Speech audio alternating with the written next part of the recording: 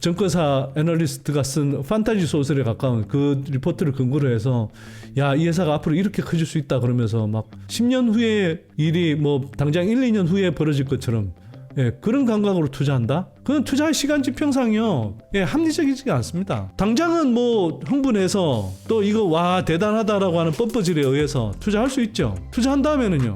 물리죠. 이게 그래서 여러분들이 투자의 시간 지평이라는 걸 생각을 해보셔야 된다는 겁니다. 중저가 시장의 거의 대부분은 그냥 다 기본적으로 전구체가 필요할 거란 말이죠. 그럼 그 시장이 그리고 앞으로 배터리 시장 산업이 커지면서 계속 커질 건데요. 근데 전구체가 왜 필요가 없어요? 그 전구체 프리 뭐 양극재 배터리 이런 게 나왔다고 해서 주목받았던 에코프로머티나 뭐 에코앤드림 같은 전구체 관련주들이 주가 급락한다? 그러면 그거 자체가 웃기는 이야기죠.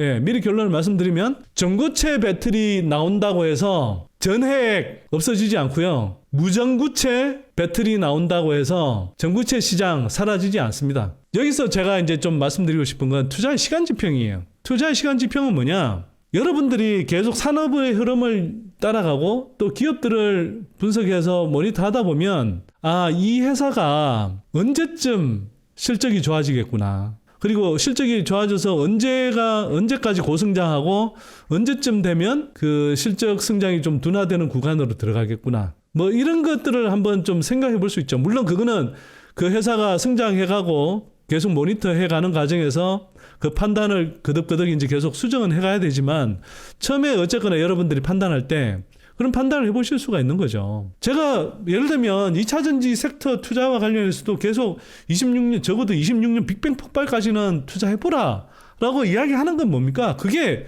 기본적으로 2차전지 섹터 전체적으로 큰 틀에서 봤을 때 그게 이제 바로 시간 지평인 거예요. 영어로 표현하면 타임 프레임인 거죠. 내가 어느 정도의 어떤 시간 프레임을 가지고 내가 투자를 하느냐. 기아가 올해 출시하는 그 SUV EV5의 경우에 내용을 보면 EV5는 1회 충전 시 주행 가는 거리가 720km에 달할 정도로 효율성이 높은 것으로 평가된다. 이미 720km까지 가요. 그러면 여러분들 한번 생각해 보시죠. 뭐 전고체 배터리를 만들어서 에너지 밀도를 높여서 한 900km까지 간다고 그래요. 900km까지 갈 사람이 얼마나 있겠습니까? 그러면 이제 결국은 삼성 SDI가 설명하듯이 단순히 주행 거리가 문제가 아니라 안정성이 더 중요하다. 예를 들어 전고체 배터리를 장착하면 이제 이른바 이제 액체 전해액을 써야 되는 지금의 이제 배터리에서는 그 전해액이 액체로 되어 있기 때문에 그 특히 이제 솔벤트 부분이 화재 사고가 났을 때 충격이 났을 때 이제 전기차 화재로 이어질 가능성이 높다. 그래서 위험할 수 있다. 뭐 이런 이제 이야기 때문에 계속 이제 전고체 배터리 이야기가 나오지만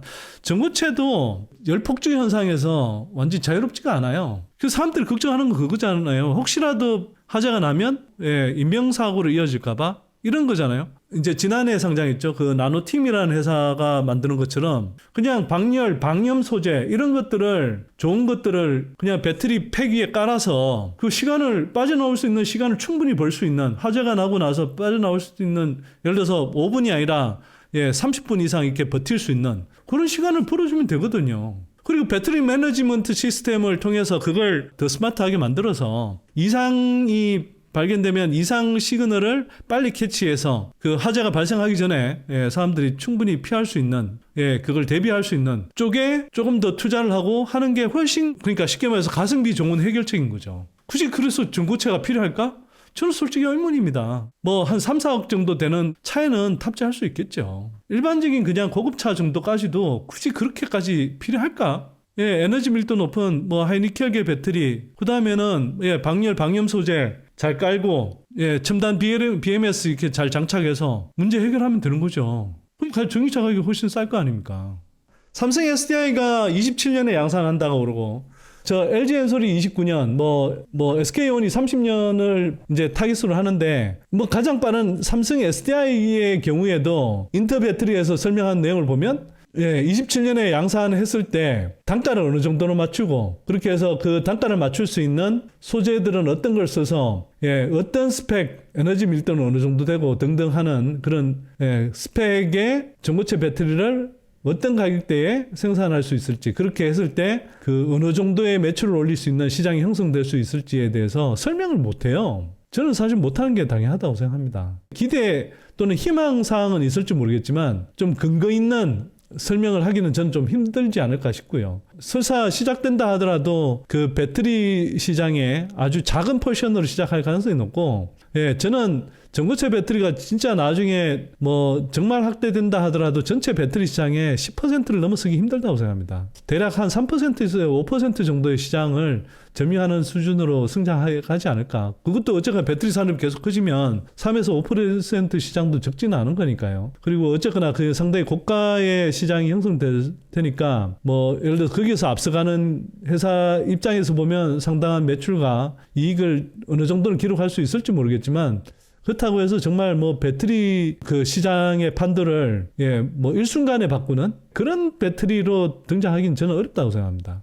그래서 어쨌거나 뭐 그 배터리 전고체 배터리 시장이 커진다 하더라도 그게 한 10년 후라고 잡자고요. 근데 그 10년 후에 어느 정도의 시장이 형성될지 어떻게 알고요? 그럼 거기에 쓰이는 뭐 항아리튬 그게 얼마나 필요할지, 또는 장비로 따지면 등가 프레스 장비가 뭐 하나기술에서 만들고 있나? 뭐 그런 게 얼마나 쓰일지 어떻게 알고 어떻게 투자합니까? 그래서 제가 말씀드린 건 투자의 시간 지평상으로 보면 27년도 이미 아직 뭐 한 3년 이상, 3년 정도 남았지만 27년이 지난다 하더라도 그게 의미 있게 막 시장에서 커진다라고 하기에는 시간이 한참 걸린다는 거죠. 지금 뭐 전고체 관련한 뭐 핵심 소재 업체들로 거론되고 있는 몇 개 업체들 있잖아요. 그런 업체들 시총을 보면 향후 몇 년이 지나도 저 시총을 합리화할 수 있는 실적이 도저히 이 전고체 전지 분야에서 안 나올 것 같은데, 증권사 애널리스트가 쓴 판타지 소설에 가까운 그 리포트를 근거로 해서 야, 이 회사가 앞으로 이렇게 커질 수 있다 그러면서 막 10년 후에 일이 뭐 당장 1, 2년 후에 벌어질 것처럼 그런 감각으로 투자한다? 그건 투자의 시간 지평상이요. 합리적이지 않습니다. 10년 정도 지나는 동안 그게 그 시총이 충족되지 않으면 그건 조정받을 수밖에 없어요.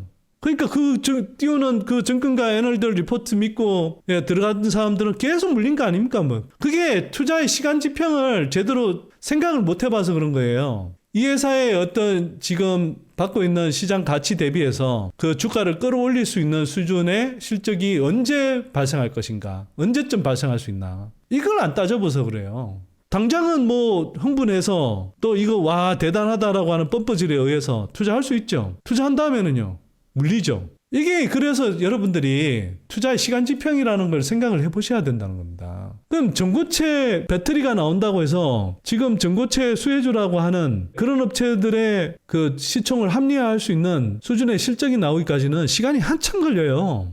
이게 그래서 되게 중요합니다. 여러분들이 투자할 종목을 고를 때 저는 기본적으로 2년에 한 3배 정도는 오를 수 있는 잠재력이 있어야 투자하는 편인데, 그런 잠재력이 도저히 안 보이는데 어떻게 투자를 해요? 뭐 예를 들면 엔캔 같은 건, 또는 뭐 전에 뭐 다른 뭐 동아기업이든 득산테크코피아든 또는 뭐 솔브린 홀딩스 같은 경우는 왜 투자의 시간 지평상 지난해 하반기에 투자하기가 좋다고 판단했냐 하면, 주가는 조정은 잘 받아 있는 상태에서 올해부터 실적이 가파르게 증가하는 구간으로 들어갈 테니까, 그리고 뭐 올해 실적이 덜 나는 부분은 내년 내후년 빅뱅 폭발까지 가면 실적이 진짜 가파르게 어느 업체든 가파르게 성장할 가능성이 매우 높기 때문에, 이거는 뭐 산업의 구조 흐름을 알면 너무나 뻔하게 보이는 상태란 말이에요. 한 1년 정도만 기다려도 실적이 충분히 그 당시 주가를 합리화할 뿐만 아니라 올릴 수 있는 수준으로 올라온다라고 이제 판단이 되기 때문에 그럼 투자하자 이렇게 된 거죠. 제가 투자의 로드맵 이야기도 같이 하잖아요. 투자하기 전에 이 회사를 충분히 판단했으면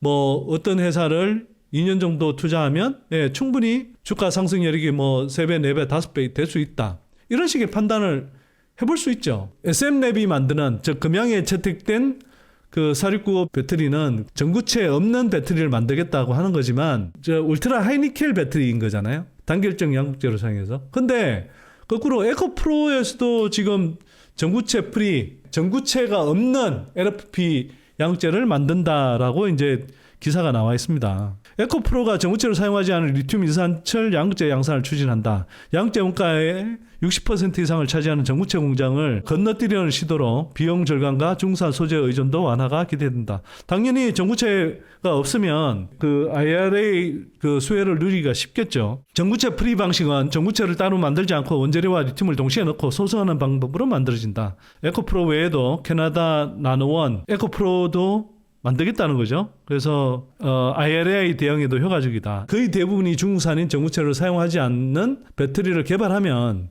그 자체로 IRA 수혜를 누리기가 되게 좋은 거죠. 자, 저렇게 되면 전구체가 이제 필요 없어지나?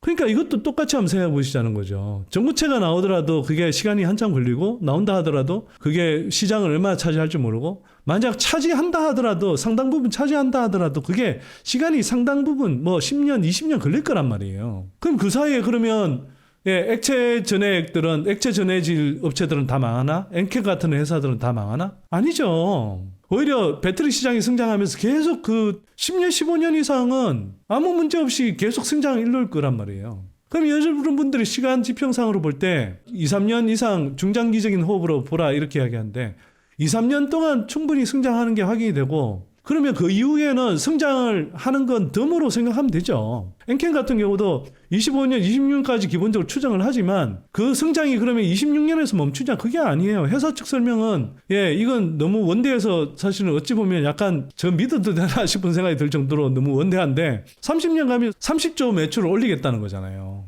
30조 매출에 3조 원 영업이익 올리면 그 영업이익 멀티플을 만약에 그때도 20배를 준다 그러면 60조 원 회사가 된다는 이야기잖아요. 근데 거기까지는 생각을 지금은 당장은 하지 말자고요. 그때 26년에 가서 이 회사를 그때 2, 3년 내다봤을 때 여전히 진짜 투자하기 매력적이다 이렇게 판단이 되면 계속 가면 되는 것이고 2, 3년 지났는데 그 다음부터는 시장이 충분히 성장 속도가 좀 둔화될 것 같고 시총은 이미 충분히 받았고 그러면 상대적인 매력이 좀 줄어드네 해서 비중을 좀 낮추거나 뭐 경우에 따라 최악의 경우는 이제 뭐 그냥 정리하면 되는 것인데 적어도 지금 2, 3년을 내다보고 좋아 보이면 투자하면 되는 거잖아요. 그리고 그 뒤에도 성장할 수 있다는 건 플러스 알파로 생각하면 되는 것이고 저게 전구체 프리 양극재가 나온다 하면 똑같은 이야기예요. 저게 채택이 돼서 시장에 전구체가 공정이 필요 없는 그런 양극재가 시장을 넓혀가는 데는 한참 걸려요. 그럼 전 세계 그러면